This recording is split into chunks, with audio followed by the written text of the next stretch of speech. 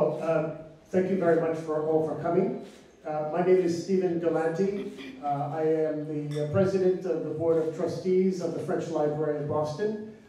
Normally, it would be the director of the French Library who would be here to greet you, Barbara Boucagnon. However, Barbara, like many people this season, has fallen sick, so she's asked me to fill in for her. And I welcome you with the same enthusiasm and the same sincerity that Barbara would express if she were here. I don't have the same charm that she has, but you know, lacking better, here I am. So, so first of all, just to tell you a little bit about, many of you, of course, know the French Library, but for those of you who are not as familiar, the French Library of Boston was founded in Boston, 1945. Next year will be the 80th anniversary of the organization. We have, up on the upper floor, the premier étage, we have a very lovely library of some 30,000 volumes of all kinds of things, novels and histories and all kinds of other things, and a whole room dedicated for children, a children's library. We're open 5 days a week. Saturdays here are packed with all kinds of activities and families. We also direct the affairs of the Alliance Française of Boston. We've been doing that for about 25 years now. And so we have language classes, French language classes. This is annoying. We have French language classes. We also, for all ages. And a very nice summer program. So if there are children you know who are interested in a French summer program, we have a really excellent program. You can sign up week by week. There is also, we do many different kinds of cultural activities. We have musical nights, we have dance nights, we have art expositions in the gallery. We, of course, we have roundtable discussions. We, of course, have a gastronomy program that we can come and learn different kinds of French cooking techniques. We have we started an excellent wine education program. So there's plenty of things that we do here at the French Library. There are, in the room to my right, there are two brochures. There are two brochures which you can feel free to take.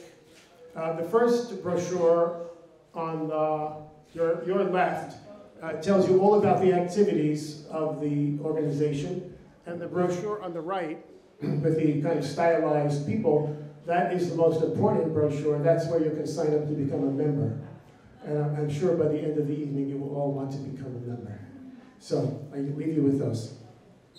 So as for our ceremony this evening, Le Mois de la Francophonie is something that we have done here at the French Library for years and years and years. And we always do it in partnership with the Francophone community here in Boston. So tonight we are going to have a talk. First to be speaking will be the Consul General de Haiti, Madame Hervire Bochard. Afterwards, you will hear from the delegation of Quebec here in Boston, Madame Marie-Josée Duquette. And then I will read a proclamation from the government of Massachusetts to open the governor of Massachusetts each year recognizes the Mois de la Francophonie, so I'll read that proclamation. There will also be someone from the French consulate who will talk about all the events that will be happening this month related to Mois de la Francophonie. So with that, je laisse la parole oui, Madame Bochard. Merci.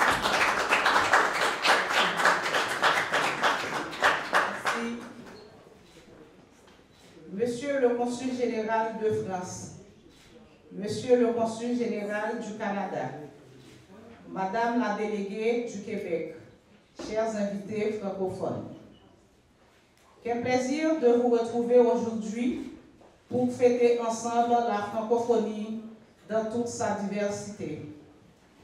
La francophonie, comme vous le savez sans doute, est d'abord une initiative de plusieurs dirigeants non français qui a abouti en 1970 à la création d'une organisation intergouvernementale pour promouvoir la coopération entre gouvernements francophones à travers le monde. Mais la francophonie, c'est avant tout une communauté de pays, de peuples et de personnes riches de ses nombreux usages du français. J'insiste sur l'idée de communauté parce que l'unité que nous incarnons, nous la devons à notre héritage commun, singulier pour chacun, pour que nous venons toutes et tous de trajectoires différentes, d'une histoire régionale ou nationale complexe, de rapport à la langue française plus ou moins conflictuel ou pacifié. Mais c'est un héritage que nous avons en commun parce que nous parlons tous la même langue. C'est une langue à plusieurs voix, à plusieurs échos. Une langue qui s'enrichit des apports de chacun. Car au-delà d'être une communauté linguistique, la francophonie constitue aujourd'hui un ensemble de valeurs, de solidarité et de partage.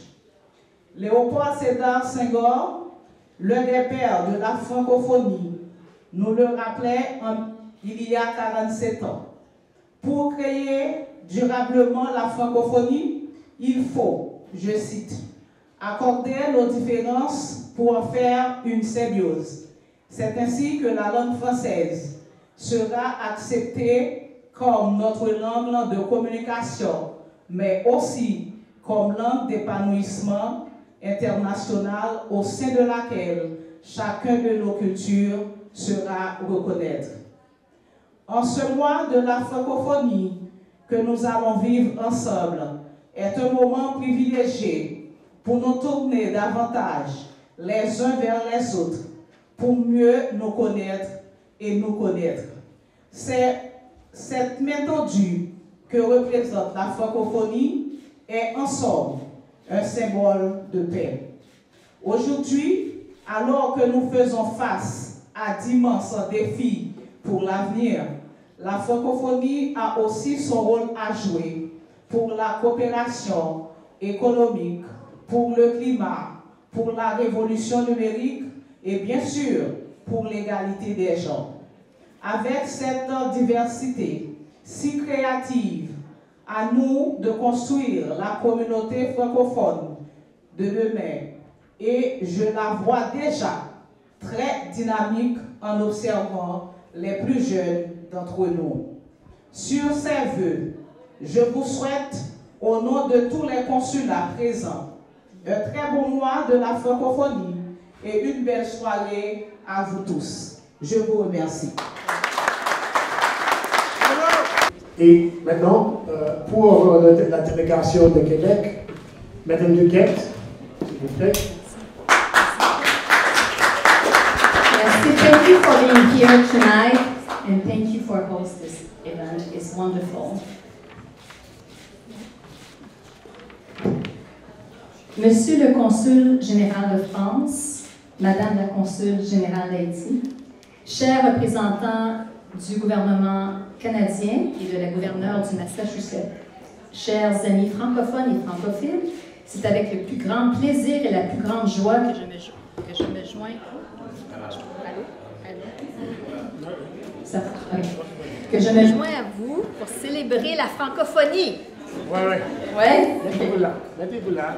Madame ici. Parce que je crois...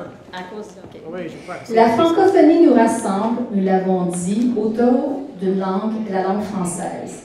Mais la francophonie, c'est aussi l'ensemble des expériences qui font de nous une communauté. Parlée par 321 millions de locuteurs dans le monde, elle est aujourd'hui présente sur les 5 continents.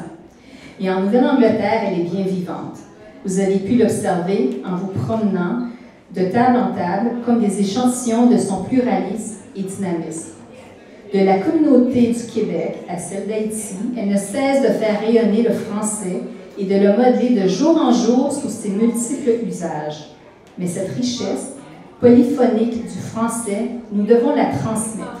C'est précisément ce que nous faisons pour les uns en créant des programmes d'enseignement et d'immersion en français, pour les autres en montant des conférences et des débats d'idées et pour d'autres encore en organisant des rendez-vous culturels. En somme, à travers toutes ces activités, c'est l'amour du français dans toute sa diversité que nous transmettons. Car, ne l'oublions pas, il n'y a pas de francophonie sans francophonie. En Nouvelle-Angleterre, nous avons la chance d'être la seule communauté francophone grandissante aux États-Unis. Si ce constat est très enthousiasmant, il nous rappelle aussi que nous devons continuer de défendre la francophonie. À l'heure de la fragmentation des identités et des cultures, à l'heure de l'individualisation de la société, à l'heure aussi de l'augmentation des discours de haine sur les réseaux sociaux, la pratique du français nous invite plus que jamais à faire communauté, comme l'a si justement rappelé Madame la Consul générale haïtienne. Et c'est aujourd'hui cela que nous célébrons ce soir à la French Library et tout au long du mois de mars. Allez découvrir notre calendrier partagé pour profiter de toutes les célébrations de la francophonie et incarner ensemble cette merveilleuse diversité. Je vous souhaite, à mon tour, un très bon mois de la francophonie. Merci.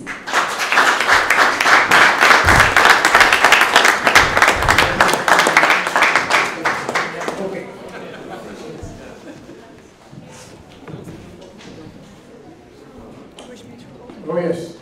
Wow, this is a proclamation.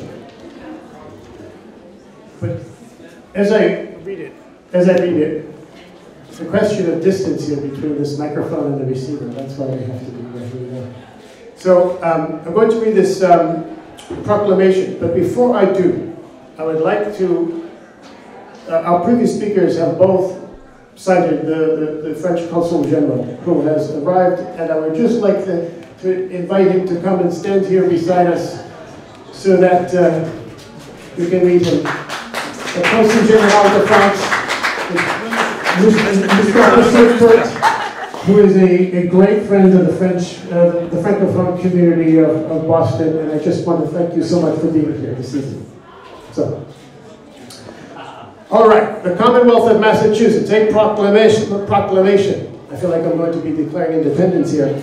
Whereas the French language is spoken by 300 million people in nearly 90 countries and on 5 continents, and whereas March 20th is the International Day of La Francophonie, celebrating the bond between Francophone regions around the world and their shared values of democracy, human rights, cultural diversity, and solidarity, and whereas the speaking of French is an expression and affirmation of people's cultural identity, and they didn't say it, but a beautiful thing. Whereas a strong Francophone presence has existed for centuries in Massachusetts from the first French explorers along the coasts of North America, the strong 19th and 20th century French-Canadian immigrant community, to today's thriving Francophone immigrant populations from Haiti, Vietnam, Senegal, to name only a few. And whereas many institutions and places in the Commonwealth of Massachusetts, such as Faneuil Hall and the Paul Revere House, bear French names, while others, such as the Boston Public Library and Commonwealth Avenue, are strongly marked by the cultural and architecture of Francophone countries. And whereas the Commonwealth of Massachusetts in 1965 created the American and Canadian French Cultural Exchange Commission, recognizing the importance and influence of the French language and Franco-American heritage, and whereas a number of Massachusetts towns, institutions, and organizations recognize La Francophonie as a vector for economic development by joining and developing initiatives such as La Franco Route, and whereas the Commonwealth of Massachusetts is home to tens of thousands of French speakers who contribute positively on a daily basis to the lives and livelihood of all citizens, and whereas the Commonwealth of Massachusetts values its strong historic, cultural, and economic relationship with the Francophone world, a relationship driven by common goals and shared values. And whereas the month of La Francophonie will take place during the month of March 2024, offering Massachusetts residents the opportunity to celebrate and discover the French language, now therefore, I, Maura T. Healy, Governor of the Commonwealth of Massachusetts, do hereby proclaim March 2024 to be Francophonie Month, and urge all residents of the Commonwealth to take cognizance of this event and participate fittingly in its observance. Given at the Executive Chamber in Boston the first day of March in the year 2024, and of the independence of the United States, the 247th, by Her Excellency Maura T. Healy, Governor of the Commonwealth. Voilà. Merci. Je vous présente Marceau Crespo qui va vous parler des activités, des événements du mois de la francophonie. Voilà, je vais pas faire très long parce que ça on est déjà assez longtemps. Donc voilà, simplement pour vous dire, il y a autour de la salle des QR codes qui vous rappellent au calendrier de la francophonie. Donc voilà, je vous invite à aller scanner. Il y en a aussi sur le grand diapositif que vous avez dans l'entrée là-bas, donc sur le grand écran. N'hésitez pas à scanner le QR code qui est sur l'écran et vous avez le déroulé des différentes activités qui vont se passer à travers toute la Nouvelle-Angleterre avec tous nos partenaires de la francophonie rassemblés ici ce soir ou qui malheureusement n'ont pas pu nous rejoindre ce soir, mais je vous invite à découvrir ce qu'ils ont à vous offrir tout au long de ce mois de mars. Merci beaucoup.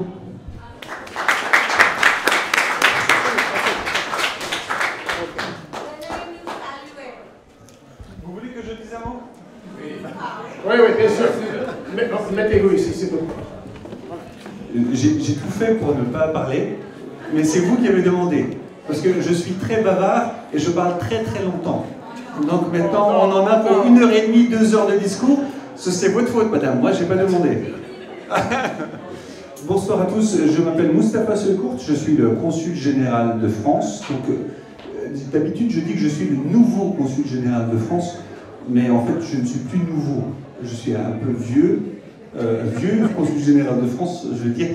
Sur le fond, je ne dirai rien d'autre que ce qu'a dit mon excellente collègue d'Haïti, elle a tout dit. Elle a beaucoup mieux dit que moi, donc je ne dirai rien de plus.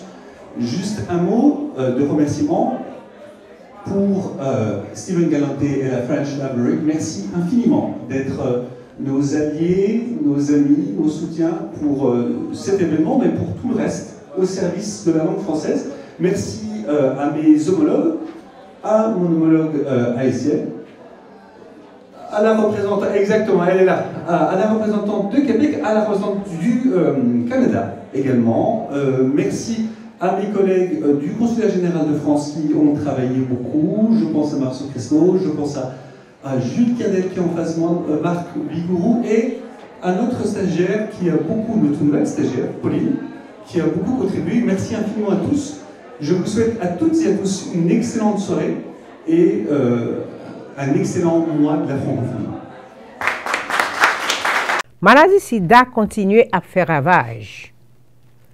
Il a déjà tué 40,4 millions de monde dans le monde entier. Mais, avec le progrès de la science, maladie ça en bas code jodi. D'après l'Organisation mondiale de la santé, en décembre 2022, il y a 39 millions de monde qui vivent avec sida. Les maladies a été fait commencer, c'était une sentence pour la mort. Jodi a, sida c'est une maladie chronique, tant que diabète et tension, parce que il y a un remède pour contrôler sida. Médicaments pour sida diminuent quantité virus et niveau activité virus à gagner dans la commune. Si test HIV ou positif, ça ne veut pas dire ou gen sida, mais ça veut dire ou en route pour développer maladie sida. Si vous prenez un remède régulièrement, le virus devient indétectable et puis il devient intransmissible. En anglais, on dit undetectable equal untransmissible. Ça veut dire you equal you. En créole, il fait indétectable égale intransmissible. So nous-mêmes nous dit 1 égale 1. Remède yo a diminuer risque au gagner pour développer maladie sida. Yo pas ka détecter germe dans sang. Ça veut dire ou pas ka passer germe dans l'autre monde. Haïtiens, mes frères, y'une de l'autre, on nous bloque sida.